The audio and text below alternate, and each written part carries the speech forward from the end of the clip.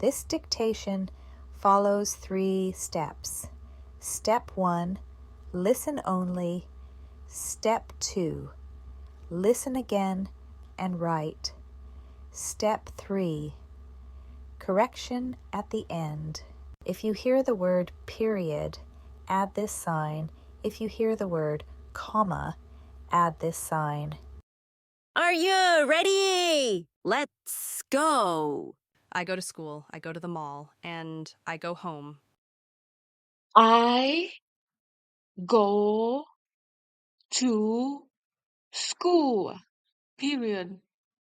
I repeat. I go to school. Period. I go to the mall. Period.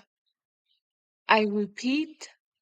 I go to the mall. Period. And, comma, I go home. Period. I repeat. And, comma, I go home. Period.